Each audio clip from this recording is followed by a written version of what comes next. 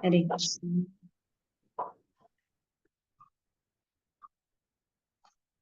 ഹരേ കൃഷ്ണ. ഈ എന്താണ് നമ്മുടെ സത്സംഗത്തിൽ എത്തിയിരിക്കുന്ന എല്ലാവരുടെയും പാതാരവിന്ദങ്ങൾ ഞാൻ പ്രണമിക്കുകയാണ്. കാരണം ഭക്തന്മാരുടെ അനുഗ്രഹം ഉണ്ടെങ്കിൽ മാത്രമേ നമുക്ക് അവരുടെ അനുഗ്രഹത്താൽ ശിലപ്രഭാതിന്റെയും ഗുരുവിന്റെയും കാരണത്താൽ നമുക്ക് ഭക്തിയെ കുറിച്ച് അല്ലെങ്കിൽ ഭഗവാനെ കുറിച്ച് പറയാൻ കഴിയുകയുള്ളൂ. അതുകൊണ്ട് എല്ലാവരുടെയും അനുഗ്രഹത്തിന് വേണ്ടിയിട്ട് ഞാൻ എല്ലാവരുടെയും പാദങ്ങളിൽ പ്രണമിക്കുന്നു. ഹരേ കൃഷ്ണ.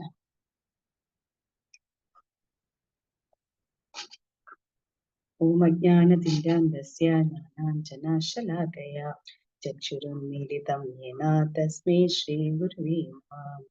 ശ്രീചൈതന്യമനോഭീഷ്ടം സ്ഥാപിതം യേന ഭൂതലേ സ്വയം രൂപവത മഹ്യം ദദാതി സ്വപദാന്തികം. വന്ദേഹം ശ്രീഗുരും ശ്രീയുതപദകമലം ശ്രീഗുരും വൈഷ്ണവാംച. ശ്രീരൂപം സാഗ്രജാതം സഹഗണ രഘുനാഥമനിതം തം സജീവം സാദ്വൈതം സാവധൂതം പരിജന സഹിതം കൃഷ്ണ ചൈതന്യദേവം ശ്രീരാധാകൃഷ്ണ പാദാൻ സഹഗണ ലളിതാം ശ്രീ വിശാഖാനിതാം ച. ഹേ കൃഷ്ണ കരുണാ സിന്ധു ദീനബന്ധു ജഗത്പതി ഗോപീശ ഗോപികാ കാന്ത രാധാകാന്ത നമോസ്തുതേ. തപ്തകാഞ്ചന ഗൗരാംഗീ രാധേ വൃന്ദാവനേശ്വരി ഋഷഭാനുസുതി ദേവി പ്രണമാമി ഹരേ പ്രിയ. പാഞ്ചാകൽപതരുപേക്ഷ കൃപാ സിന്ധുഭ്യേവ ച പതിതാനാം പാവനേഭ്യോ വൈഷ്ണവേഭ്യോ നമോ നമഃ. ജയ ശ്രീ കൃഷ്ണ ചൈതന്യ പ്രഭു നിത്യാനന്ദ ശ്രീ അദ്വൈത ഗദാധര ശ്രീവാസാദി ഗൗരഭക്തവൃന്ദ. ഹരേ കൃഷ്ണ കൃഷ്ണ കൃഷ്ണ ഹരേ ഹരേ, ഹരേ രാമ രാമ രാമ ഹരേ ഹരേ. നമോശ്വര കൃഷ്ണ പൃഷ്ഠായ മുതലേ ശ്രീമതേ ജയപതാക സ്വാമി നമാചാര്യ ഭഗവതി പ്രഭുദാത ഗൗരവധാമതായ നഗരഗ്രാമത്താരനെ നമോ വിഷ്ണുവാദായ കൃഷ്ണ പ്രേഷ്ഠായ ഭക്തലെ ശ്രീമതേ ഭക്തിവേദാന്ത സ്വാമി നമസ്തേ സാരസ്വതി ദേവി ഗൗരവാണി പ്രജാനന്ദ വിശേഷ ശ്രീമൻ പാശ്ചാത്യദേശാന. ഹരേ കൃഷ്ണ. ഹരേ കൃഷ്ണ. ആദ്യം നമ്മള് ഇന്ന് പറയാൻ പോകുന്നത് കുന്തി സ്തുതിയാണ്. കുന്തി സ്തുതിയില് വളരെ മനോഹരമായിട്ടുള്ളൊരു ശ്ലോകമാണ്. അതിനു മുമ്പ് നമുക്ക് ഈ ചാപ്റ്ററിൽ എന്താന്ന് വെച്ച് കഴിഞ്ഞാൽ യുദ്ധമെല്ലാം കഴിഞ്ഞു, എല്ലാവർക്കും ബലിതർപ്പണാദികളൊക്കെ ചെയ്തു.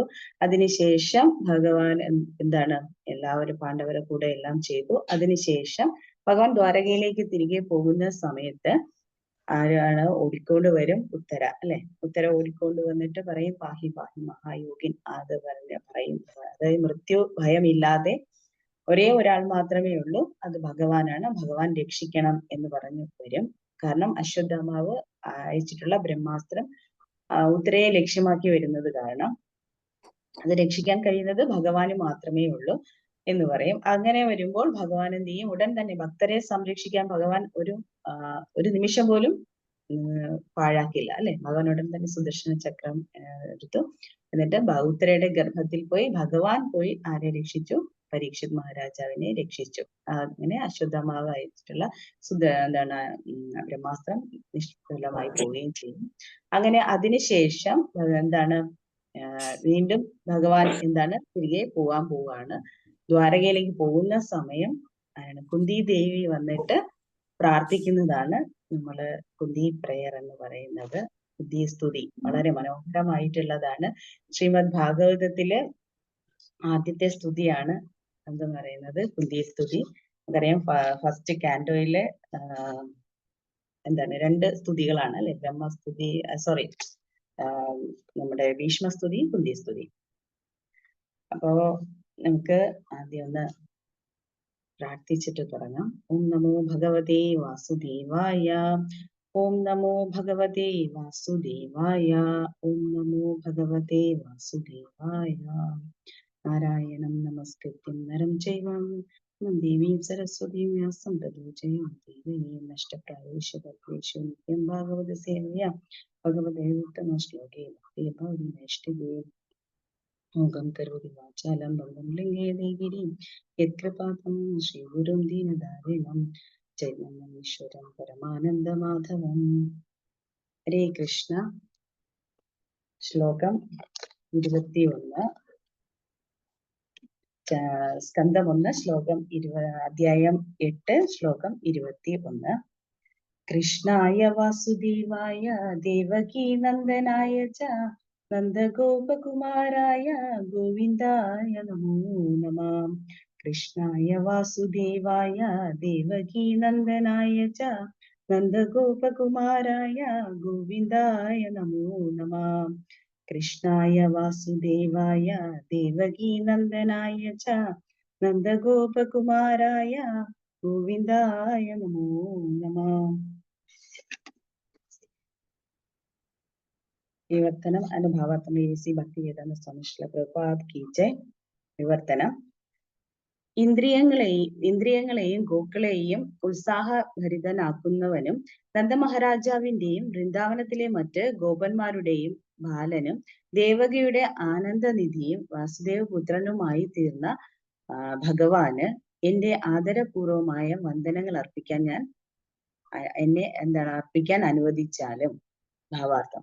ഏതുവിധ ഭൗതിക നേട്ടത്താലും അപ്രാപ്യനായ ഭഗവാൻ അമേയമായ അഹേതുകമായ കാരുണ്യത്താൽ ശുദ്ധഭക്തരോടുള്ള ഭഗവാന്റെ സവിശേഷ പ്രീതി പ്രദർശിപ്പിക്കാനും രാക്ഷസീയരായ വ്യക്തികളുടെ ഉദ്ഗമത്തെ ന്യൂനീകരിക്കാനും ഭൂലോകത്തിൽ അവതരിക്കുന്നു. ശ്രീകൃഷ്ണ അവതാരത്തിൽ ഭഗവാൻ അതിരേകമായി അഭിഗമ്യനാകയാൽ മറ്റെല്ലാ അവതാരങ്ങൾക്കും ഉപരിയായും ശ്രീകൃഷ്ണ ഭഗവാന്റെ അവതാരത്തെ അഥവാ വംശക്രമത്തെ കുന്തിദേവി സവിശേഷമായി ആരാധിക്കുന്നു. രാമ അവതാരത്തിൽ ഭഗവാൻ ശിശുവായിരിക്കുമ്പോൾ തന്നെ രാജപുത്രനായി വാണിരുന്നു. എന്നാൽ ശ്രീകൃഷ്ണ അവതാരത്തിൽ രാജപുത്രനായി തന്നെ ജന്മമെടുത്തു എങ്കിൽ തന്നെയും ഭഗവാൻ യഥാർത്ഥ മാതാപിതാക്കളെ, അതായത് വസുദേവ രാജാവിനെയും രാജ്ഞി ദേവകിയെയും ഉപേക്ഷിച്ച് ഭഗവാന്റെ ബാലലീലകളാൽ സമ്പുഷ്ടമായ പുണ്യസ്ഥലമായ വ്രജഭൂമിയിലേക്ക് ഗോപബാലന്റെ ഭാഗം അവതരിപ്പിക്കാനായി യശോദ മാതാവിന്റെ മടിത്തട്ടിലേക്ക് ആഗതനായി. ആകയാൽ ശ്രീകൃഷ്ണ ഭഗവാൻ ശ്രീരാമ അവതാരത്തേക്കാൾ കാരുണ്യമുള്ളവനാകുന്നു. ഭഗവാൻ കുന്തി മാതാവിനോടും കുടുംബത്തോടും അനുകമ്പയുള്ളവനാകുന്നു. വസുദേവരുടെയും ദേവകിയുടെയും പുത്രനല്ലായിരുന്നുവെങ്കിൽ കുന്തി ദേവിക്ക് ശ്രീകൃഷ്ണ ഭഗവാനെ ഭാഗിനേയനായി അവകാശപ്പെടാൻ സാധ്യമാകുമായിരുന്നില്ല. ആകയാൽ അവർ കൃഷ്ണനെ മാതൃസഹജമായ വാത്സല്യത്തോടെ അഭിസംബോധന ചെയ്തു. എന്നാൽ മറ്റെല്ലാ ലീലകളെക്കാളും ആകർഷകമായ ശ്രീകൃഷ്ണ ഭഗവാന്റെ ബാലലീലകൾ ആസ്വദിക്കാൻ സാധ്യമാകയാൽ നന്ദഗോപരും യശോദയും അധികം ഭാഗ്യമുള്ളവരാകുന്നു. ബ്രഹ്മസംഹിതയിൽ ചിന്താമണി അധികം ഭാഗ്യമുള്ളവരാകുന്നു.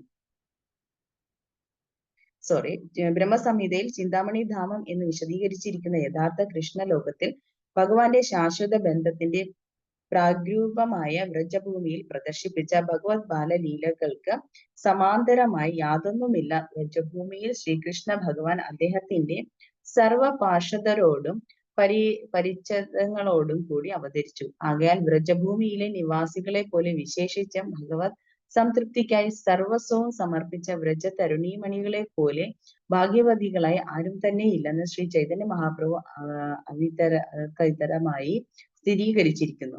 നന്ദഗോപരുടെയും യശോദ മാതാവിനോടും ഒപ്പമുള്ള ഭഗവത് ലീലകൾ, ഗോപന്മാരും വിശേഷിച്ച് ഇടയ ബാലന്മാരും ഗോക്കളുമൊത്തുള്ള ഭഗവത് ലീലകൾ ഭഗവാൻ ഗോവിന്ദൻ എന്ന നാമത്തിൽ പ്രകീർത്തിക്കപ്പെടാൻ ഹേതുവായി. ബ്രാഹ്മണീയ സംസ്കാരം, ഗോസംരക്ഷണം എന്നീ ഇരു ഘടകങ്ങളെയും അധികതരമായി ആശ്രയിച്ചാണ് മാനവക്ഷേമം നിലനിൽക്കുന്നത് എന്നതിനെ സൂചിപ്പിക്കുന്നതിനായി ഗോവിന്ദൻ എന്ന ശ്രീകൃഷ്ണ ഭഗവാൻ ബ്രാഹ്മണരോടും ഗോക്കളോടും അധികം മനച്ചായ്വുള്ളവനാകുന്നു. ഈ പോരായ്മകൾ ഉള്ളിടത്ത് ശ്രീകൃഷ്ണ ഭഗവാൻ ഒരിക്കലും സംതൃപ്തനാവുകയില്ല. ഹരേ കൃഷ്ണ. ശ്രീകൃഷ്ണ ശ്ലോകം എന്നത് പറയാം. കൃഷ്ണായ വാസുദേവായ ദേവകീ നന്ദനായ ച നന്ദഗോപകുമാരായ ഗോവിന്ദായ നമോ നമഃ. നമുക്കറിയാം എന്താണ് ഗോവിന്ദായ നമോ നമഃ. അതായത് ഭഗവാന്റെ ഭഗവാന്റെ അഡ്രസ് പറയുന്ന ഒരു ശ്ലോകമാണ് അല്ലെ. ആരാണെന്നുള്ളത് കുന്തിദേവി പറഞ്ഞു തരികയാണ് നമുക്ക് എല്ലാവർക്കും. അങ്ങനെയുള്ളൊരു ഭഗവാനെ കുറിച്ച് പറഞ്ഞു തരുന്ന ഇത്രയും മനോഹരമായിട്ടുള്ള ഒരു ശ്ലോകമാണ്. കുറച്ച് പറയാം വേണ്ടി ശ്രമിക്കാം.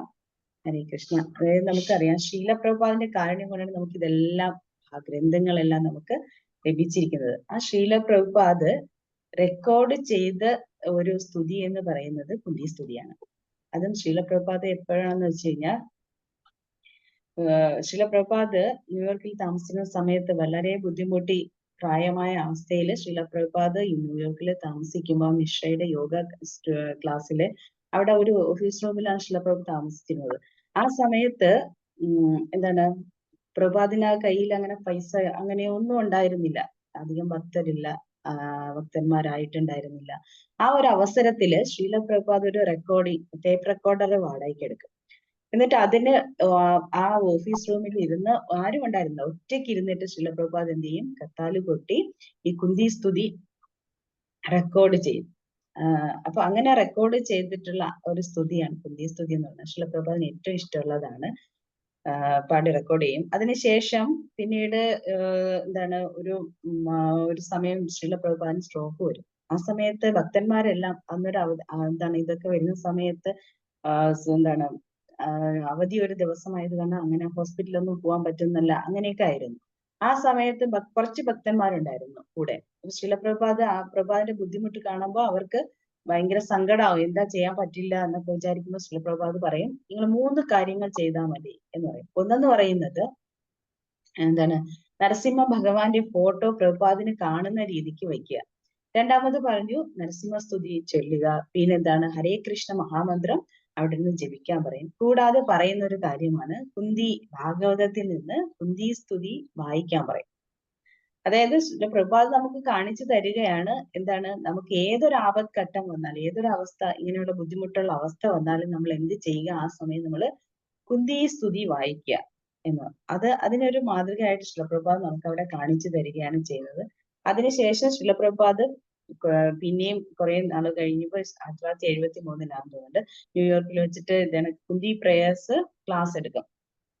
അപ്പൊ ആ സമയമൊക്കെ ആയപ്പോ വീഡിയോ റെക്കോർഡിംഗ് ഒക്കെ തുടങ്ങിയിരുന്നു. അപ്പോ ആ ക്ലാസ് എല്ലാ ദിവസവും എന്താണ് കുന്തി പ്രേയറിന്റെ ക്ലാസ് ചെയ്യുമായിരുന്നു. ആ സമയത്ത് ശീലപ്രഭുപാദ് ക്ലാസ് ഒക്കെ കഴിഞ്ഞ ശേഷം ശീലപ്രഭുപാദ് പറഞ്ഞു, ഇതെല്ലാം ചേർത്തിട്ട് നിങ്ങൾ എന്ത് ചെയ്യുക, ഒരു ബുക്ക് ഉണ്ടാക്കുക എന്ന് പറയും ഭക്തരോട്. അങ്ങനെ നമുക്ക് കിട്ടിയ ആ ബുക്കാണ് കുന്തി ദേവിയുടെ ഉപദേശങ്ങൾ എന്ന് പറഞ്ഞിട്ടുള്ള ശീലപ്രഭുപാദിന്റെ അനുഗ്രഹത്തിൽ കിട്ടിയതാണ് അത്. അതായത് ഭാഗവതത്തിൽ നിന്ന് പറഞ്ഞിട്ടില്ലാത്ത ഒരുപാട് കാര്യങ്ങൾ ശീലപ്രഭുപാദ് ആ ബുക്കിൽ കൂടി നമുക്ക് പറഞ്ഞു തരുന്നുണ്ട്. ഏത് ബുദ്ധിമുട്ട് വന്നാലും നമ്മൾ എന്ത് ചെയ്യുക, നമ്മുടെ വിഷമങ്ങളൊക്കെ മാറാനായിട്ട് നമ്മൾ എന്ത് വായിക്കാനാണ് പറയുന്നത്, കുന്തി പ്രേയർ വായിക്കാനായിട്ടാണ് ശിലപ്രഭുപാദ് തന്നെ മാതൃകയായിട്ട് നമുക്ക് കാണിച്ചു തരുന്നത്. നമുക്ക് ശ്ലോകത്തിലേക്ക് പോകാം. അതായത് ഈ ശ്ലോകത്തില് നമുക്കറിയാം മറ്റ് അവതാരങ്ങളിലെക്കാളും വച്ച് ഏറ്റവും കൂടുതലായിട്ട് കുന്തി ദേവി കൃഷ്ണ അവതാരത്തെ പ്രത്യേകിച്ച് പ്രകീർത്തിക്കുകയാണ് അല്ലെ ഈ ശ്ലോകത്തിലൂടെ, ഈ കുന്തി പ്രേയറിലൂടെ. അതായത് കാരണം എന്താന്ന് വെച്ച് കഴിഞ്ഞാൽ ശ്രീകൃഷ്ണ ഭഗവാനെ നമുക്ക് അത്രയും ഗമ്യമാണ്, പെട്ടെന്ന് നമുക്ക് ലഭിക്കും. അതുകൊണ്ടാണ് ഒരു ഉദാഹരണം പറയുന്നുണ്ട്. അതായത് രാമ അവതാര സമയത്ത് ഭഗവാൻ എന്താണ് രാജകുമാരനായിട്ടാണ് ജനിച്ചതും ജീവിച്ചതും ഒക്കെ. പക്ഷേ കൃഷ്ണാവതാര സമയം ആവുമ്പോൾ ഭഗവാൻ എന്താണ് രാജകുമാരനായിട്ട് ജനിച്ചു എങ്കിലും അദ്ദേഹം എന്താണ് അദ്ദേഹത്തിന്റെ മാതാവിൽ നിന്നും പിതാവിൽ നിന്നും, അതായത് വസുദേവരിൽ നിന്നും ദേവകി മാതാവിന്റെ അടുത്ത് നിന്നും അവരുടെ സംരക്ഷണത്തിൽ നിന്നിട്ട് ഭഗവാൻ എവിടേക്ക് പോകും, നന്ദ മഹാരാജാവിന്റെയും യശോദ മാതാവിന്റെ അരികിലേക്ക് പോകും. അവിടെ വ്രജഭൂമി നമുക്കറിയാമല്ലേ, വ്രജഭൂമി എന്ന് പറയുമ്പോൾ ഭഗവാന്റെ ലീലകൾ കൊണ്ട് അത്രയും എന്താണ് പവിത്രമായതും ധന്യമായിട്ടുള്ള ഒരു ഭൂമിയാണ്. അവിടെ പോയിട്ട് ഭഗവാൻ എന്താണ് എന്ത് ചെയ്തു, ഭഗവാന്റെ ഗോപബാലനെ പോലെ ഭഗവാൻ അഭിനയിക്കുകയാണ് അല്ലെ, അവിടെ ലീലകളെല്ലാം ചെയ്ത് ഒരു കുട്ടിയെ പോലെ അവതരിക്കുകയാണ്. അപ്പൊ ഭഗവാന്റെ ആ ഒരു ദയാശീലം നോക്കുമ്പോ എന്താണ് മറ്റു അവതാരങ്ങളെക്കാളും ശ്രേഷ്ഠം എന്താണ്, ഭഗവാന്റെ കൃഷ്ണ അവതാരമാണെന്നാണ് പറയുന്നത്. അതേപോലെ തന്നെ ഭഗവാൻ എന്താണ് വസുദേവരുടെ കുടുംബത്തോട് ബന്ധുക്കളോടും ഒക്കെ എന്താണ് ദയാവുള്ളവരായിരുന്നു. അതാണ് കുന്തി ദേവിയോട് ഭഗവാൻ ഭയങ്കര സ്നേഹമായിരുന്നു. കുന്തി ദേവി പറയുന്നുണ്ട്, വസുദേവരുടെയും ദേവകിയുടെയും പുത്രനായി അവതരിച്ചത് കൊണ്ട് മാത്രമാണ് ഇങ്ങനെ എനിക്ക് പറയാൻ കഴിയുന്നതെന്ന് കുന്തി ദേവി പറയുന്നുണ്ട്. ശരിക്കും കുന്തി ദേവിക്ക് അറിയാം ആരാണ്? ഭഗവാൻ ശ്രീകൃഷ്ണൻ എന്ന് പറയുന്ന പരമദിവ്യത്വ പുരുഷനാണെന്ന് കുന്തി ദേവിക്ക് അറിയാം അല്ലെ? അതുകൊണ്ടാണ്. പക്ഷെ ഏറ്റവും കൂടുതൽ ഭാഗ്യം ഉണ്ടായിട്ടുള്ളത് ആർക്കാണ്? വസുദേവർക്കല്ല, ദേവകി മാതാ സോറി യശോദ മാതാവിനും നന്ദമഹാരാജാവിനുമാണ്. കാരണം എന്ന് വെച്ച് കഴിഞ്ഞാൽ ഭഗവാന്റെ ലീലകളിൽ വെച്ച് ഏറ്റവും മനോഹരമായിട്ടും അല്ലെങ്കിൽ ഏറ്റവും ആകർഷകമായിട്ടുള്ളത്, നമ്മളെല്ലാം ആകർഷിക്കുന്ന എന്താണ്? ഭഗവാന്റെ ബാലലീലകളാണ്. വൃന്ദാവനത്തിൽ ഭഗവാൻ ചെയ്തിട്ടുള്ള മനോഹരമായിട്ടുള്ള ലീലകളാണ് എല്ലാവരെയും ആകർഷിക്കുന്നത്, സന്തോഷം ജനിപ്പിക്കുന്നത്. മറ്റു ലീലകൾ അങ്ങനെ അല്ലെന്നല്ല, എങ്കിലും ഏറ്റവും കൂടുതലായിട്ട് തോന്നുന്നത്. അതുകൊണ്ട് തന്നെ ആ നമുക്കറിയാം, കുട്ടികൾ കുട്ടിക്കാലത്ത് ചെയ്യുന്ന കളികൾ നമ്മൾ ആസ്വദിക്കും. പക്ഷെ വളർന്നു വന്നാൽ അത് ചെയ്തു കഴിഞ്ഞാൽ നമ്മൾ അങ്ങനെ ആസ്വദിക്കില്ല അല്ലെ? അതേപോലെ ആ ബാലലീലകൾ ആസ്വദിക്കാൻ കഴിഞ്ഞിട്ടുള്ളത് ആർക്കാണ്? നന്ദമഹാരാജാവിനും യശോദ മാതാവിനും ആണ് എന്ന് പറയുന്നത്. അതുകൊണ്ട് തന്നെ വ്രജഭൂമിയിലെ നടത്തിയ ബാലലീലകൾക്ക് സമാനമായിട്ട് ബാക്കി ഒന്നിനെ കൊണ്ടും ആ ലീലകളുമായിട്ട് നമുക്ക് താരതമ്യം ചെയ്യാൻ കഴിയില്ല. അത് ഗോലോകത്തിലെ ഭഗവാൻ എന്താണ് നടത്തുന്ന ലീലകളുടെ തനിപ്പകർപ്പെന്നാണ് പറയുന്നത്, വ്രജഭൂമിയിൽ ഭഗവാൻ ചെയ്ത ലീലകൾ. ആ ബ്രഹ്മസംഹിതയിൽ പറഞ്ഞിട്ടുള്ള ചിന്താമണി ധാമം അല്ലെ, ഭഗവാന്റെ ധാമത്തില് ഭഗവാൻ കാണിച്ചിട്ടുള്ള ആ ലീലകൾക്ക് സമാനം തന്നെയാണ് ഇവിടെയും ഭഗവാൻ അത് ചെയ്തിട്ടുള്ളത് എന്നാണ് പറയുന്നത്. കാരണം എന്ന് വെച്ചാൽ ഭഗവാൻ വൃന്ദാവനത്തിൽ വന്നതും സർവ്വ ഐശ്വര്യങ്ങളോട് കൂടിയാണ്. ഭഗവാൻ എവിടെയാണോ എപ്പോഴും എവിടെ വരുന്നു അവിടെയെല്ലാം ഭഗവാന്റെ ഐശ്വര്യങ്ങളും കൂടെ ഉണ്ടാവും. അതായത് അതുകൊണ്ട് തന്നെ ചൈതന്യ മഹാപ്രഭു പറയുന്നുണ്ട്, ഉറപ്പിച്ചു പറയുകയാണ്, എന്താണ്? വ്രജത്തിലുള്ള ഗോപികമാരെ പോലെ ഭാഗ്യം ചെയ്ത സർവവും ഭഗവാന് അർപ്പിച്ച് അല്ലെ, എല്ലാം ഭഗവാന് വേണ്ടിയിട്ട് അർപ്പിച്ച് അങ്ങനെയുള്ള ഗോപികമാരെ പോലെ ശ്രേഷ്ഠരായിട്ടുള്ള വേറൊരു വ്യക്തിയും ഇല്ല എന്ന് ചൈതന്യ മഹാപ്രഭു ഉറപ്പിച്ചു പറയുകയാണ് ചെയ്യുന്നത്. അപ്പൊ നമുക്കറിയാം ഇതില് ഈ ശ്ലോകത്തിൽ എന്ന് പറയുന്നത് എന്താണ്? ഭഗവാനെ കുറിച്ച് ഇതാണ് ഭഗവാൻ എന്ന് ചൂണ്ടിക്കാണിക്കുന്ന ശ്ലോകമാണ്. കുന്തി ദേവി സ്തുതിച്ചു തുടങ്ങുന്ന ആദ്യം തന്നെ പറയുന്നത് എന്താണ്? ആദ്യത്തെ സ്തുതിയിൽ തന്നെ പറയുന്നത് എന്താണ്? നമസ്തേ പുരുഷം തദ്യം ഈശ്വരം പ്രകൃതിയെ പരം എന്നാണ്. അതായത് പ്രകൃതിക്കും അപ്പുറമുള്ള ആദി പുരുഷനെ ഞാൻ നമസ്കരിക്കുന്നു എന്ന് പറഞ്ഞിട്ടാണ് കുന്തി ദേവി പ്രേയസ് തുടങ്ങുന്നത് 18ാമത്തെ ശ്ലോകം തൊട്ട്. അങ്ങനെ കുന്തി ദേവിക്ക് അറിയാം ഭഗവാൻ പരമദിവ്യത്വം, ശ്രീകൃഷ്ണ ഭഗവാനാണ് പരമദിവ്യത്വം പുരുഷൻ എന്ന് അദ്ദേഹത്തിന് അറിയാം, കുന്തി ദേവിക്ക് അറിയാം. അതുപോലെ തന്നെ കുന്തി ദേവിക്ക് അറിയാം തന്നെ വ്യക്തിരൂപനാണ് എന്ന് പറഞ്ഞു തരികയാണ് ഈ ശ്ലോകത്തിലൂടെ. കാരണം നിരാകാരവാദികൾ പറയുന്നത് എന്താണ്? അവരെ പരമസത്തിന് ഒരു രൂപമില്ലെന്നാണ് പറയുന്നത് അല്ലെ? ആ ഒരു വ്യക്തിയെ നമ്മൾ ഇങ്ങനെ പറഞ്ഞാൽ തന്നെ അവർ ചിന്തിക്കുന്നത് ഭൗതികമായിട്ടുള്ള നമ്മുടെ ഈ ഭൗതിക ലോകത്തിലുള്ള ഒരു വ്യക്തിയെ പോലെ, സാധാരണ ഒരു മനുഷ്യനെ പോലെയാണ് അവർ കണക്കാക്കുന്നത്. ഇതാണ് അവരുടെ ഏറ്റവും വലിയ ഒരു ന്യൂനത എന്ന് പറയുന്നത് ഇതാണ്. അവർ പ്രകൃതിക്ക് അപ്പുറമുള്ള എന്തെങ്കിലും രൂപം ഉണ്ടെന്ന് പറയുന്നത് ഭഗവാന്. അതുകൊണ്ടാണ് പറയുന്നത് ഭഗവാന് എന്താണ്? പ്രകൃതിക്ക് അപ്പുറത്തുള്ളതാണെങ്കിൽ ഉണ്ടെന്ന് പറയുന്നത്. ഇവിടെ കുന്തി ദേവി ഈ ശ്ലോകത്തിൽ പറയുന്നുണ്ട് കൃഷ്ണായ വാസുദേവായ എന്നാണ് പറയുന്നത് അല്ലെ? അതായത് ഒരു വ്യക്തിയെ കുറിച്ച് അത് ആരാണെന്ന് നമ്മൾ പറഞ്ഞ് മനസ്സിലാക്കണം. ഒരു പേര് പറഞ്ഞാൽ നമുക്ക് മനസ്സിലാവില്ല. അപ്പൊ നമ്മൾ പറയും അവരുടെ അച്ഛൻ ആരാണ്, അമ്മ ആരാണ്, അവരെവിടെയാണ് താമസിക്കുന്നത്, ഇങ്ങനെയൊക്കെ പറയുമ്പോഴാണ് നമുക്ക് മനസ്സിലാകുന്നത് അല്ലെ? അതേപോലെ എന്താണ് കുന്തി ദേവി പറയുകയാണ്, ഇവിടെ ഭഗവാൻ കൃഷ്ണന്റെ അച്ഛൻ എന്ന് പറയുന്നത് വസുദേവരാണ്, അമ്മ ദേവകി മാതാവാണ്, പിന്നെ ഇപ്പം നന്ദഗോപരുടെ ബാലനാണ് എന്നൊക്കെ ഇങ്ങനെ പരിചയപ്പെടുത്തുകയാണ്. അപ്പൊ ഇതിൽ പറയുന്നുണ്ട്, നമുക്കറിയാം കൃഷ്ണ എന്ന് വെച്ച് കഴിഞ്ഞാൽ എല്ലാവരെയും ആകർഷിക്കുന്നവനാണ് കൃഷ്ണൻ അല്ലെ? ഈ ആകർഷക കൃഷ്ണ എന്ന് പറയുന്നത്. അതുപോലെ എന്താണ് കൃഷ്ണ എന്ന വാക്കിന് കറുത്തത് അല്ലെങ്കിൽ ആകർഷിക്കുന്നത്, ഇങ്ങനെ നിരവധി അർത്ഥങ്ങളുണ്ട്. അതുപോലെ തന്നെ വാസുദേവ എന്ന പദത്തിന് എന്താണ്? സർവവ്യാപി എന്നും ഒരു അർത്ഥമുണ്ട്. വസുദേവരുടെ പുത്രനായ വാസുദേവൻ എന്നുമുണ്ട്, പിന്നെന്താണ് സർവവ്യാപി എന്നും അർത്ഥമുണ്ട്. അതായത് നിരാകാരവാദികളെല്ലാം എന്താണ് ആ ഒരു സങ്കല്പത്തിലാണ് ഭഗവാനെ കാണുന്നത്. അങ്ങനെ ആകുമ്പോൾ അതും ഭഗവാനാണ് എന്ന് പറയുന്നു. കൂടാതെ എന്താണ് നമുക്കറിയാം, ഭഗവത്ഗീത 18:61 പറയുന്നുണ്ട് അല്ലെ, ഈശ്വര സർവഭൂതാന ഹൃദയേഷു അർജുന തിഷ്ഠതി എന്ന് പറഞ്ഞിട്ട്. അതായത് ഭഗവാൻ എല്ലാവരുടെ ഹൃദയത്തിലും സ്ഥിതി ചെയ്യുന്നുണ്ട്. എന്താണ് പരമാത്മാ രൂപത്തില് എല്ലാവരുടെ ഹൃദയത്തിൽ ഭഗവാൻ കുടികൊള്ളുന്നുണ്ട്. അതിനാൽ അദ്ദേഹത്തിന് നമുക്ക് എന്തെന്ന് പറയാം? സർവ്വവ്യാപിയാണെന്ന്. അങ്ങനെയും നമുക്ക് ഭഗവാനെ സർവ്വവ്യാപി എന്ന് പറയാം. കാരണം എല്ലാവരുടെ ഹൃദയത്തിൽ കുടികൊള്ളുന്നുണ്ടല്ലോ. അതുകൊണ്ട് നമുക്ക് ഭഗവാനെ സർവ്വതിലും നമുക്ക് ഭഗവാനെ കാണാൻ കഴിയും. എന്താ ഭഗവാനെ സർവ്വവ്യാപി എന്ന് പറയാം. നമുക്കറിയാം 3 തരത്തിലുള്ള അസ്തിത്വമാണ് ഉള്ളത് അല്ലെ? ബ്രഹ്മൻ, പരമാത്മാ, ഭഗവാൻ എന്നിങ്ങനെ മൂന്ന് ഇതാണുള്ളത്. അതില് പരമാത്മാ രൂപത്തില് ഭഗവാൻ എല്ലാവരുടെയും ഹൃദയത്തിൽ കുടികൊള്ളുന്നത് കൊണ്ട് നമുക്ക് ഭഗവാനെ വാസുദേവനെ സർവ്വവ്യാപി എന്നൊരു അർത്ഥത്തിലും കണക്കാക്കാൻ പറ്റും. നമുക്ക് അതുപോലെ തന്നെ നമ്മൾ എന്താണ് പരമജീവിതവും കൃഷ്ണനായിട്ടുള്ള ഭഗവാനെ നമുക്ക് എളുപ്പം മനസ്സിലാക്കാൻ കഴിയില്ല. നമുക്ക് മനസ്സിലാക്കണമെങ്കിൽ നമ്മൾ എന്ത് ചെയ്യണം? ഒരുപാട് ജന്മങ്ങളല്ലേ, ജന്മങ്ങൾ എടുത്താൽ മാത്രമേ നമുക്ക് ഭഗവാനെ മനസ്സിലാക്കാനും കഴിയുകയുള്ളൂ എന്നാണ് പറയുന്നത് അല്ലെ. ബഹുനാം ജന്മനാ മന്ദേ എന്ന് പറയുന്ന ശ്ലോകത്തിലൂടെ അത് പറയുന്നുണ്ട്. 7:19 ഭഗവത്ഗീതയിൽ പറയുന്നുണ്ട്. അതായത് വിശാല മനസ്കനായ ഒരാൾക്ക് മാത്രമേ ഭഗവാനെ മനസ്സിലാക്കാൻ കഴിയുകയുള്ളൂ. അതിനുള്ള മാർഗം എന്താണ്? വിശാല മനസ്കരാവണമല്ലോ. അല്ലെങ്കിൽ നമ്മൾ എപ്പോഴും നമ്മുടെ മനസ്സെന്ന് പറയുന്നത് സങ്കുചിതമാണ്. അത് എപ്പോഴും എന്താണ് സെൽഫിഷ് ആയിരിക്കും. നമുക്ക് സ്വന്തം കാര്യം അല്ലെങ്കിൽ നമ്മുടെ കാര്യം മാത്രം, അസൂയ, ദേഷ്യം, ഇതെല്ലാം കൂടിയിട്ട് നമ്മൾ ഇതായിട്ടിരിക്കും അല്ലെ. വിശാല മനസ്കരായില്ല. വിശാല മനസ്കരായിട്ടുള്ളവർക്ക് മാത്രമേ നമുക്ക് ഭഗവാനെ മനസ്സിലാക്കാൻ പറ്റുള്ളൂ എന്നാണ് പറയുന്നത്. കാരണം എന്താണ്? വിശാല മനസ്കരാവണമെങ്കിൽ നമുക്ക് എന്ത് ചെയ്യണം? അതിനുള്ള മാർഗം എന്ന് വെച്ചാൽ ഭക്തിയുത ഭഗവത് സേവനം മാത്രമാണ് അല്ലെ. അത് നമുക്ക് എങ്ങനെ ചെയ്യാൻ പറ്റും എന്ന് വെച്ച് കഴിഞ്ഞാൽ 2 രീതിക്ക് നമുക്ക് തുടക്കം അല്ലെ. തുടക്കത്തിൽ നമുക്ക് ആദ്യം തുടങ്ങുന്നത് എന്താണ്? നമ്മുടെ നാവിൽ നിന്നാണ് നമ്മൾ ആ ഭക്തിയുത ഭഗവത് സേവനം സ്റ്റാർട്ട് ചെയ്യുന്നത്. സേവമുഖി ജിഹ്വാദം എന്നാണ് പറയുന്നത് അല്ലെ.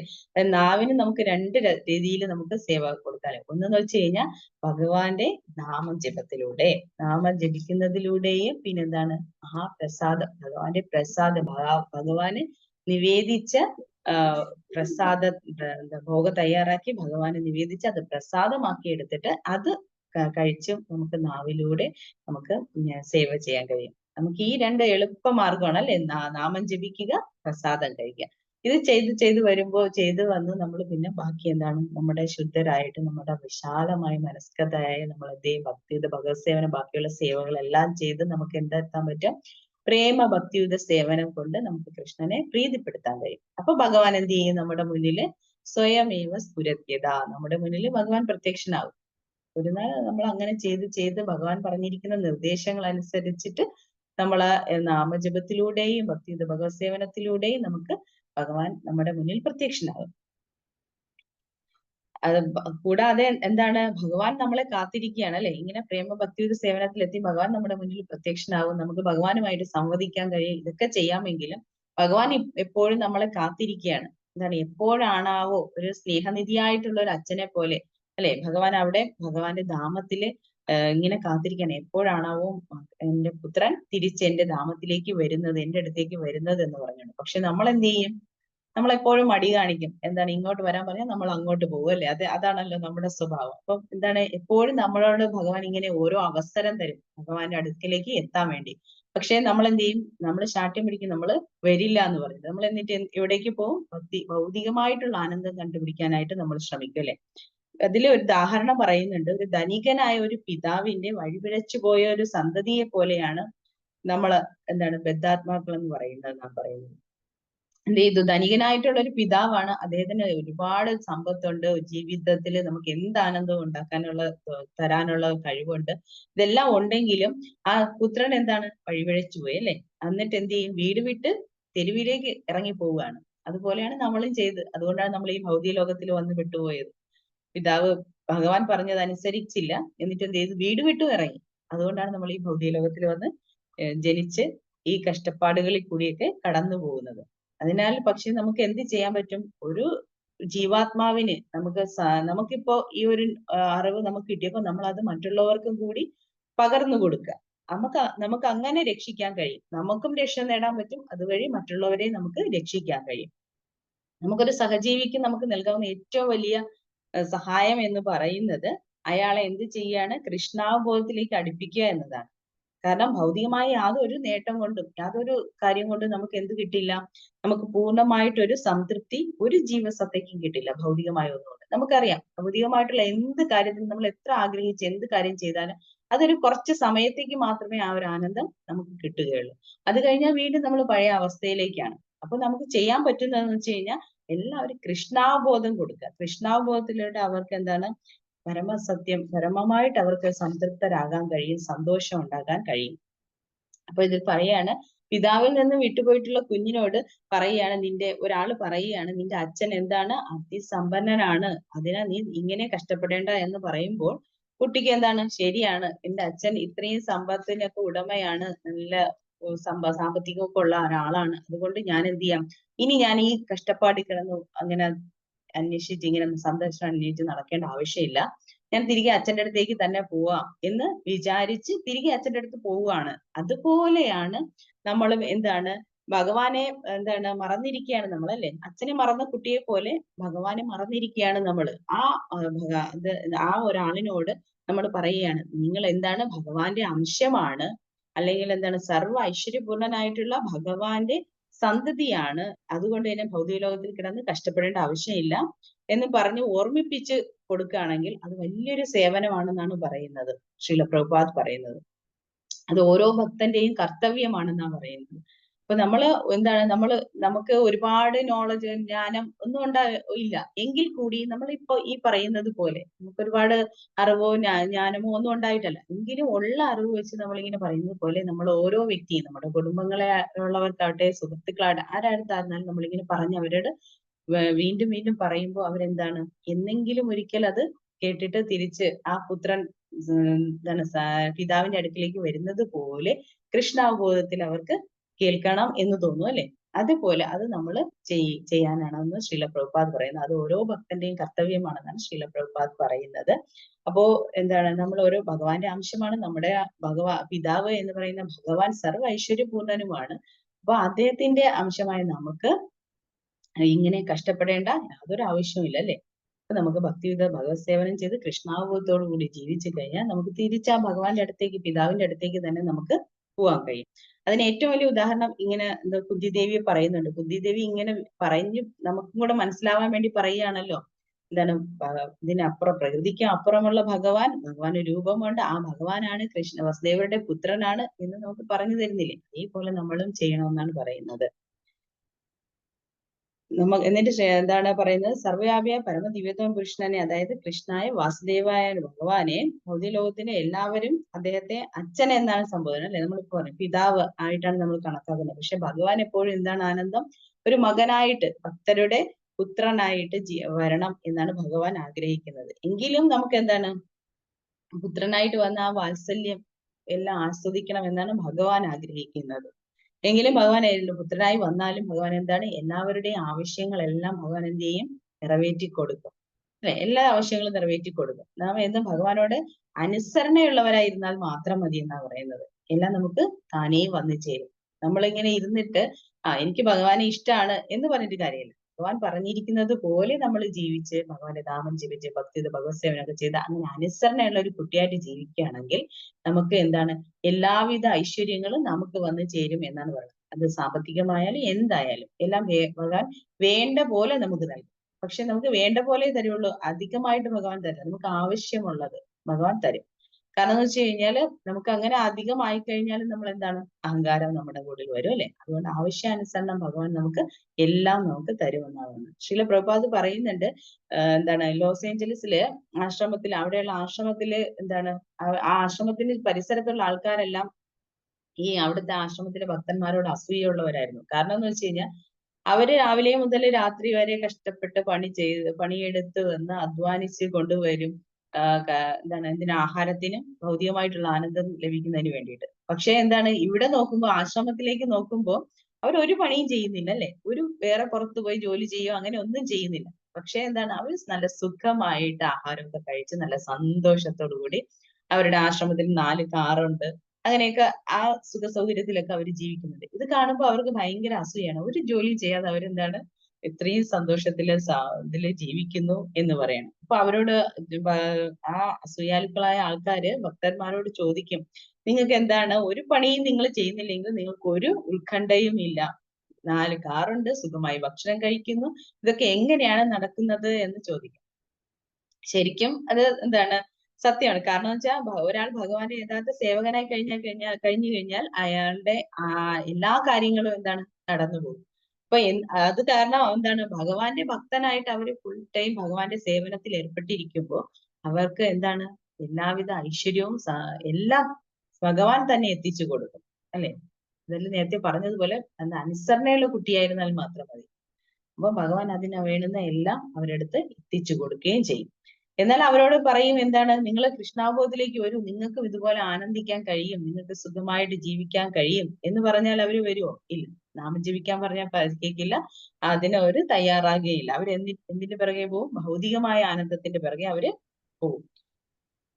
ചില ഇങ്ങനെ എന്താണ് അവര് കർമ്മഗതിക്ക് അനുസരിച്ചിട്ട് അവരുടെ എന്താണ് ജീവിതം ഇങ്ങനെ ജീവിച്ചു പോകുമ്പോൾ ചിലരെന്ത് ചെയ്യും? എല്ലാ ദിവസത്തേളും ബ്രഹ്മാണ്ടം മുഴുവൻ ഇങ്ങനെ അലഞ്ഞ് നടക്കേണ്ടി വരും അല്ലെ? ചിലർ ഉന്നത ലോകങ്ങളിൽ പോകും, ചിലർ അധമ ലോകങ്ങളിൽ പോകും. അങ്ങനെ അവര് എന്താണ് ഇങ്ങനെ ജീവിതചക്രം ഇങ്ങനെ കടന്നുകൊണ്ടേ ഇരിക്കുമ്പോൾ ഇടയ്ക്ക് വെച്ചിട്ട് ഭഗവാന്റെ കാരുണ്യം കൊണ്ട് ഭഗവാൻ എല്ലാവർക്കും അവസരം കൊടുക്കും, ആരുടെയെങ്കിലും രൂപത്തിൽ. നമ്മൾക്ക് എല്ലാവർക്കും അങ്ങനെ ഓരോ രീതിയിൽ ഭഗവാന്റെ കാരുണ്യം നമ്മളോട് കാണിച്ചത് കൊണ്ടാണ് നമ്മൾ എല്ലാവരും ഇപ്പോ ഈ സത്സംഗത്തിൽ ഇരിക്കുന്നത് അല്ലെ? അപ്പൊ ആ ഒരു കാരുണ്യത്തിന്റെ ഇതായിട്ട് ഭഗവാൻ ഒരു സംഘം, ഒരു ഗുരുവിന്റെ സംഘം അല്ലെങ്കിൽ ഒരു ഭക്തന്റെ സംഘം ആർക്ക് കൊടുക്കും? ഈ ബദ്ധാത്മാവിന് കൊടുക്കും. ഹരേ കൃഷ്ണ. അങ്ങനെ കൊടുക്കുമ്പോൾ അങ്ങനെ ഭഗവാന്റെയും ഗുരുവിന്റെയും പ്രസാദത്തിൽ ഭക്തിലതയുടെ ഒരു ബീജം എന്ത് ചെയ്യും?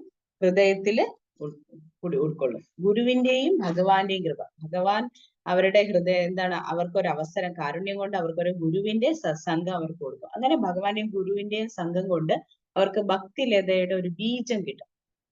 ഭക്തിലതാ ബീജം അത് വളരെ മനോഹരമായിട്ടുള്ളൊരു ഇതാണ് ഭക്തിലതാ ബീജത്തിന്റെ അതെന്ന് വർണ്ണിച്ചിരിക്കുന്നതെന്ന് പറഞ്ഞത്.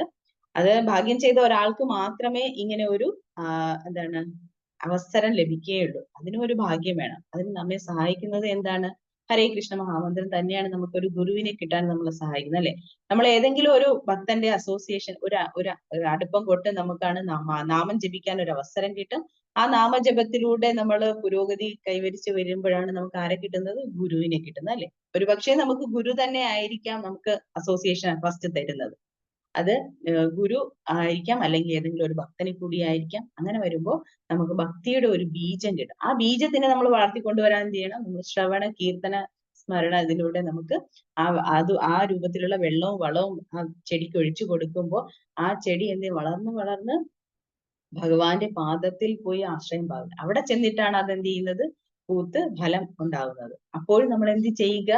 നമ്മൾ വീണ്ടും ഈ ശ്രവണത്തിലൂടെ, നാമജപത്തിലൂടെയും ശ്രവണ കീർത്തനങ്ങളിലൂടെയും നമ്മൾ ചെയ്തുകൊണ്ടേയിരിക്കാം. അപ്പൊ നമുക്ക് അവിടെ ഭഗവാന്റെ പാതാരവിന്ദങ്ങളിൽ നമുക്ക് ശരണം പ്രാപിച്ച് ഇരിക്കാൻ കഴിയും എന്നാണ്. പിന്നെ പറയുന്നുണ്ട് കുന്തിദേവിയുടെ ശ്രദ്ധ. അതുകൊണ്ട് തന്നെ കുന്തിദേവി നമ്മുടെ ശ്രദ്ധ എന്ത് ചെയ്യാണ്? ഭഗവാന്റെ അടുത്തിലേക്ക് അടുപ്പിക്കാൻ ശ്രമിക്കുകയാണ്. അങ്ങനെ നമ്മളെ ഭഗവാനുമായിട്ട് അടുപ്പിക്കാൻ ശ്രമിക്കുകയാണ്. ഒരുപാട് കൃഷ്ണൻ അപ്പൊ വീണ്ടും ഈ ശ്ലോകത്തിൽ പറഞ്ഞു, അപ്പൊ കൃഷ്ണായ വാസുദേവായ എന്ന് പറയുമ്പോൾ പറയാണ്, അങ്ങനെയാണെങ്കിൽ ഒരുപാട് കൃഷ്ണനുണ്ടല്ലോ എന്ന് ചോദിക്കുമ്പോൾ എന്ത് പറയും? വസുദേവരുടെ പുത്രനായിട്ടുള്ള കൃഷ്ണൻ എന്ന് പറയും അല്ലെ? വസുദേവരുടെ പുത്രനായിട്ടുള്ള കൃഷ്ണൻ എന്ന് പറയുമ്പോൾ വീണ്ടും പറയും വസുദേവർ ഒരുപാട് വസുദേവരുണ്ടല്ലോ എന്ന് പറയുമ്പോൾ വീണ്ടും പറയും എന്താണ്? നന്ദഗോപകുമാരായ വാസുദേവനായിട്ടുള്ള വാസുദേവ പുത്രൻ എന്നാണ്. അപ്പൊ നന്ദഗോപരുടെ അടുക്കലേക്ക് നന്ദഗോപര് അതായത് എടുത്തു വളർത്തിയ ഒരു പുത്രൻ എന്ന് പറയുന്ന കൃഷ്ണൻ എന്ന് പറയുന്നത് നമ്മുടെ കൃഷ്ണ ഭഗവാനാണ്. അങ്ങനെ പറഞ്ഞു കൊടുക്കുകയാണ് ചെയ്യുന്നത്. ആ ഒരു ഭഗവാനെയാണ്, വ്യക്തിരൂപത്തിലുള്ള ഭഗവാനാണ് നമ്മളെ ആരാധിക്കേണ്ടത് എന്ന് പറയാം. അതായത് വസുദേവരുടെ പുത്രനാണ്. വസുദേവർ ഒരുപാടുണ്ടെന്ന് പറയുമോ? ഏത് വസുദേവർ എന്ന് വെച്ച് കഴിഞ്ഞാൽ നന്ദഗോപരെ എടുത്തു വളർത്തിയ പുത്രൻ ആയിട്ടുള്ള വസുദേവരുടെ പുത്രനായ കൃഷ്ണൻ എന്ന് പറയാം.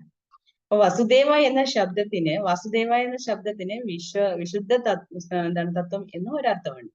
അതായത് വിശുദ്ധമായ സത്വഗുണം. വിശുദ്ധ സത്വഗുണത്തിലേക്ക് ഉയർന്നവർക്ക് മാത്രമേ നമുക്ക് ഭഗവാനെ മനസ്സിലാക്കാൻ കഴിയുള്ളൂ എന്ന് പറയുന്നു. ഭൗതിലോകത്തില് സത്വഗുണം ഭൗതിക ലോകത്തുള്ള സത്വഗുണം എന്ന് പറയുമ്പോൾ എന്താണ്, അത് രജോ ഗുണത്തിലും തമോ ഗുണത്തിലുമായിട്ട് ഇങ്ങനെ മിക്സ് ആവാൻ സാധ്യതയുണ്ട് അല്ലെ? അപ്പൊ അത് എന്നാൽ നമുക്ക് എന്താണ്, കൃഷ്ണ ശ്രവണത്താൽ സത്വഗുണത്തിലേക്ക് നമുക്ക് ഉയരാൻ പറ്റും. നമ്മൾ സത്വഗുണത്തിലേക്ക് ഉയർന്ന് നമ്മൾ വരണം അല്ലെ? അപ്പം മാത്രമേ നമുക്ക് ഭഗവാനെ ശരിയായിട്ട് മനസ്സിലാക്കാൻ കഴിയുകയുള്ളൂ. അത് പറയുന്നുണ്ടല്ലോ, ശൃണ്വത സ്വഗത കൃഷ്ണ പുണ്യ ശ്രവണ കീർത്തയ. ഭഗവാനെ കുറിച്ച് ശ്രവിക്കുകയും കീർത്തിക്കുകയും ചെയ്താൽ, അതിനായി പരിശ്രമിച്ചാൽ നമ്മുടെ ഹൃദയ മാലിന്യങ്ങളെല്ലാം മാറിയിട്ട് മാലിന്യമെല്ലാം നമുക്ക് മാറ്റി ഭഗവാനെ ശരിയായിട്ട് ശ്രദ്ധിച്ച് നമുക്ക് എന്താണ് സത്വഗുണത്തിലേക്ക് നമുക്ക് ഏരാൻ കിട്ടും. കൂടാതെ നമ്മൾ എന്ത് ചെയ്യുക, നിത്യം ഭാഗവത സേവയം, ഭാഗവതം നമ്മൾ നിത്യം ഭാഗവതം ശ്രവിക്കുകയോ കീർത്തിക്കുകയോ ഒക്കെ ചെയ്യണം.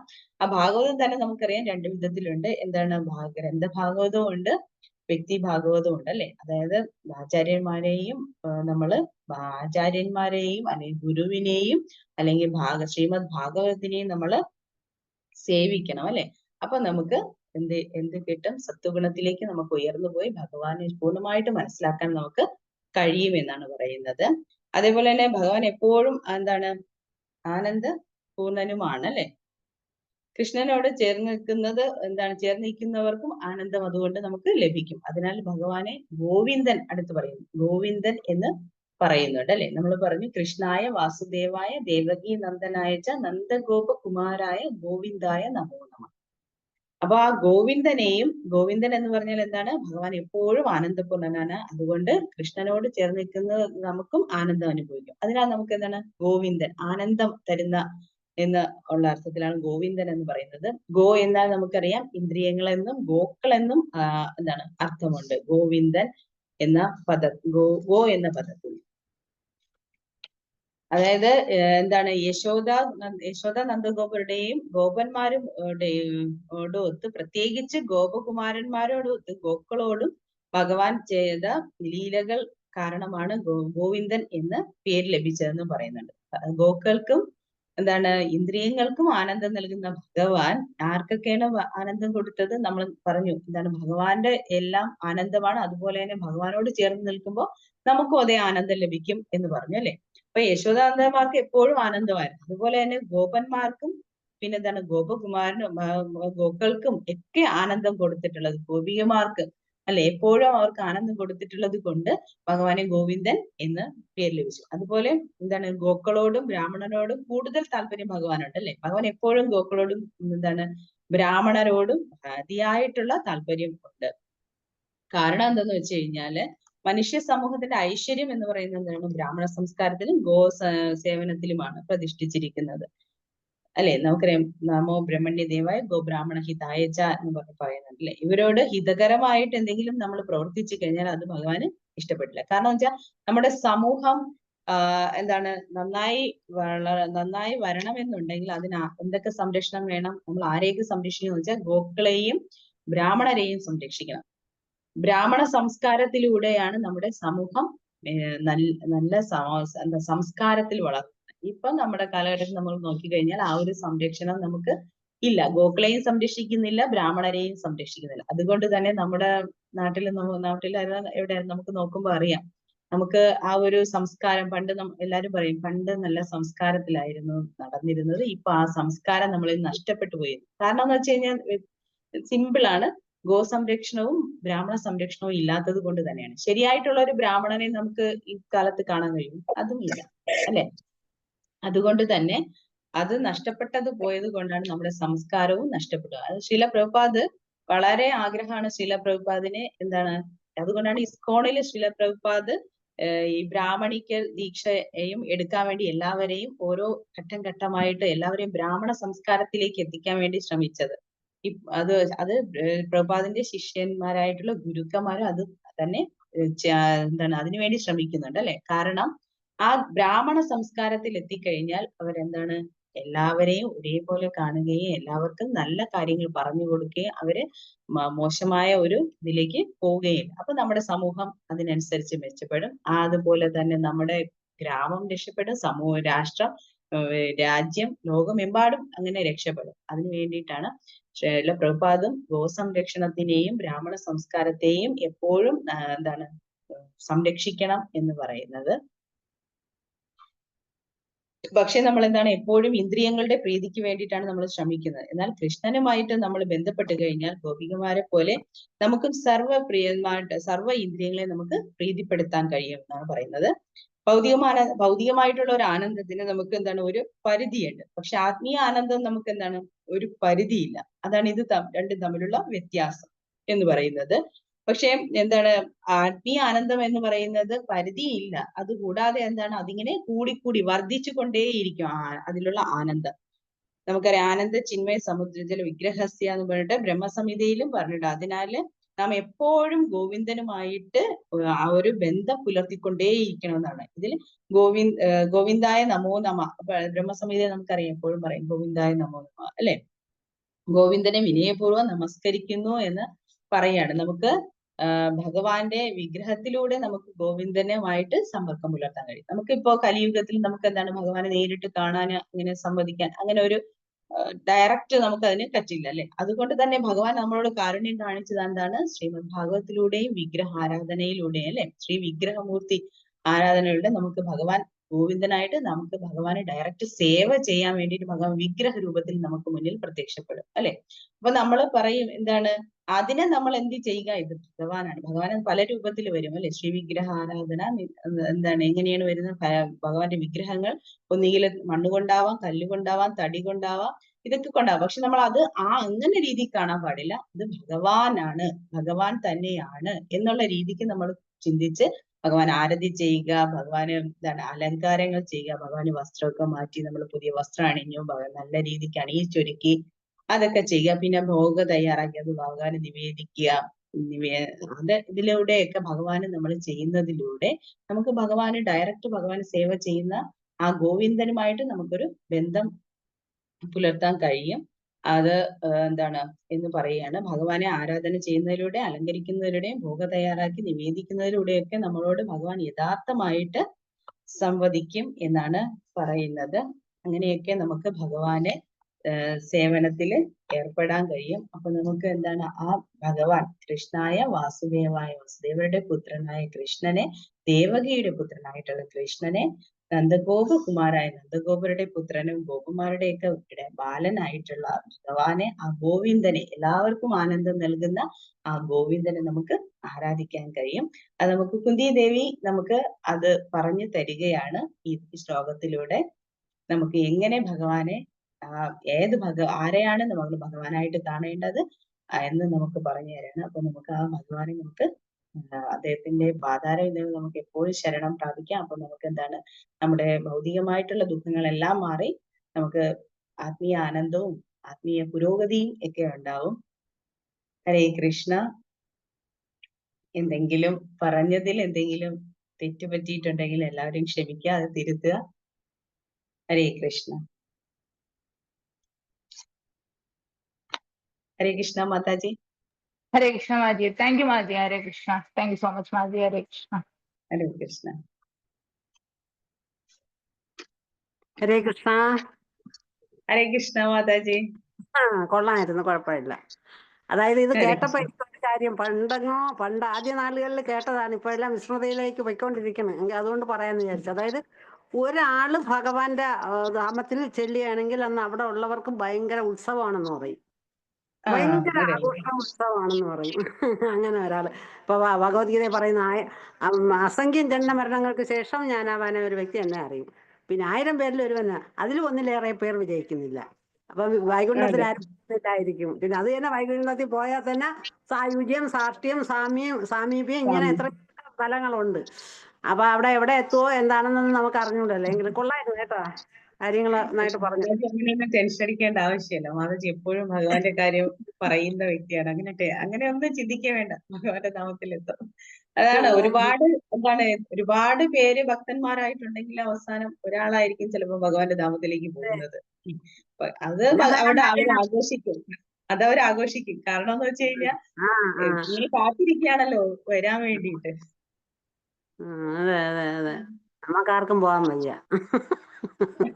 അങ്ങനെയൊന്നും വളരെ വിചാരിച്ചു നമുക്ക് പോകാൻ പറ്റുമോ?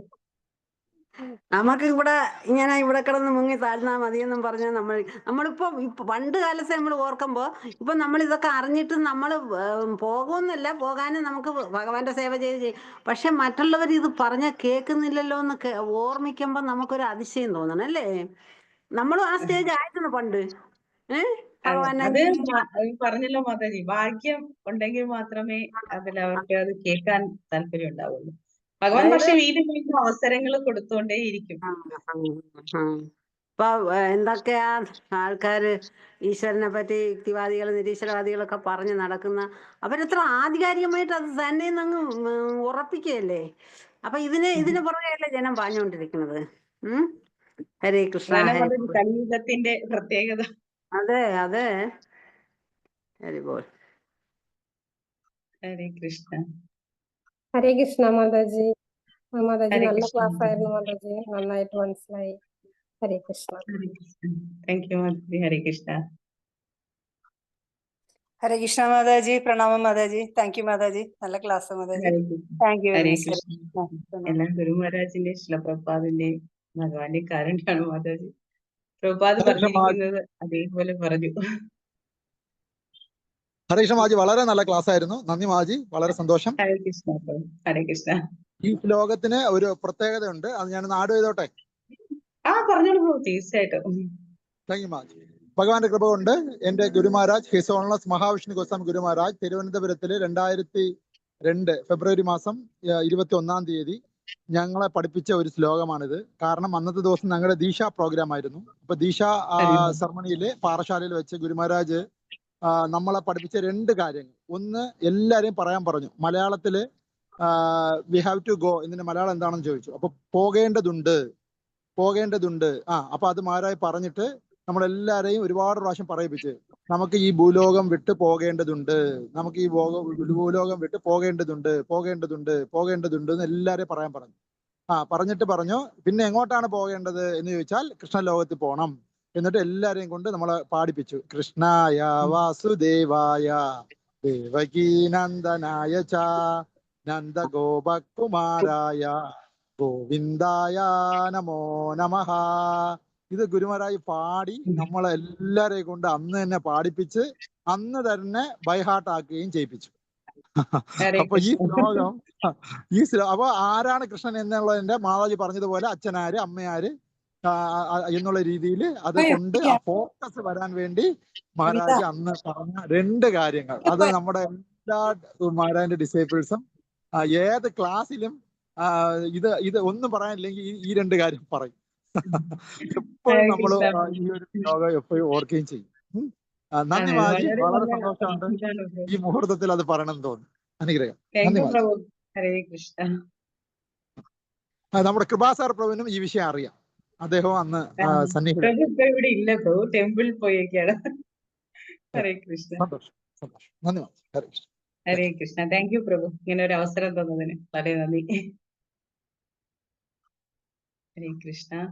ഹരേ കൃഷ്ണ മാതാജി. അപ്പൊ നമുക്ക് വേറെ ഒന്നും പറയാനില്ല എന്നുണ്ടെങ്കിൽ നമുക്കിത് എൻഡ് ചെയ്യാം. ഓക്കെ മാജി, ഒരു അനൗൺസ്മെന്റ് കൂടെ. നമ്മുടെ പിള്ളേരുടെ പ്രോഗ്രാം വംശി പ്രഭു വരുന്ന ഞായറാഴ്ച ഇന്ത്യൻ സ്റ്റാൻഡേർഡ് ടൈം ഞായറാഴ്ച രാവിലെ 8 മണി മുതൽ 9 മണി വരെ എല്ലാ ആഴ്ചയിലും എടുക്കാൻ വേണ്ടി അദ്ദേഹം സന്തോഷപൂർവ്വം സമ്മതിച്ചിട്ടുണ്ട്. അപ്പൊ ഈ ആഴ്ച മുതൽ നമുക്ക് തുടങ്ങി വയ്ക്കാം. അപ്പോൾ വലിയ അഡ്വർടൈസ്മെന്റ് ഒന്നും നമ്മൾ ചെയ്തിട്ടില്ല, എന്നാലും നമ്മുടെയൊക്കെ മക്കളെ എല്ലാവരെയും ഒന്ന് ഒരുമിച്ച് കൊണ്ടുവരികയാണെങ്കിൽ നടക്കും. ഹൈസ്കൂൾ മുതൽ മേളിലോട്ടുള്ള പിള്ളേരെയാണ് ആദ്യത്തെ സെഷനിൽ നമ്മൾ സെറ്റ് ചെയ്തിരിക്കുന്നത്. മാതാജിയുടെ റെഫറൻസോട് കൂടിയാണല്ലോ പ്രഭുവിനെയും നമുക്ക് കിട്ടിയത്. അതിൽ വളരെ സന്തോഷം. നന്ദിയുണ്ട് മാതാജി, പ്രഭുവിനും നന്ദി. നമുക്ക് ഇങ്ങനെ ഒരു ഇവിടെ അങ്ങനെ ഉണ്ട് പ്രഭു. അതുകൊണ്ട് തന്നെ ഇവിടെയും വംശി പ്രഭു വേറെ കുറച്ച് പ്രഭു അവരൊക്കെയാണ് ചെയ്യുന്നത്. അതുകൊണ്ടാണ് ഞാൻ പ്രഭുവിനോട് അപ്പോഴേ പറഞ്ഞത്. അദ്ദേഹം സന്തോഷം, വളരെ സന്തോഷം മാതാജി. അതേപോലെ അവിടെയും എവിടെയുള്ളവർക്കും ഓൺലൈൻ ക്ലാസ് ആയതുകൊണ്ട് ഇതിനകത്ത് ജോയിൻ ചെയ്യാമല്ലോ.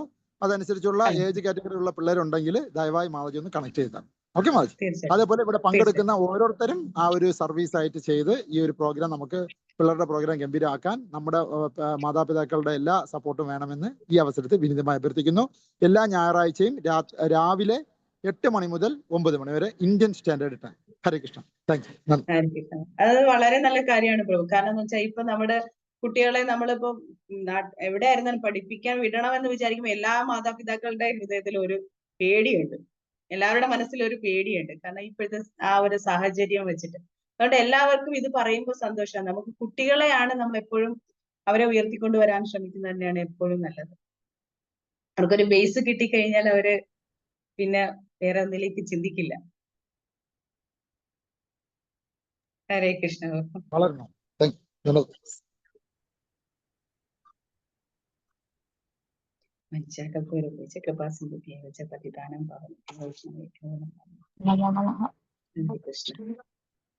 Thank you so much, Maji. Hare Krishna. Hare Krishna. Thank you Mataji. Close ചെയ്തോട്ടെ മാജി? തീർച്ചയായും.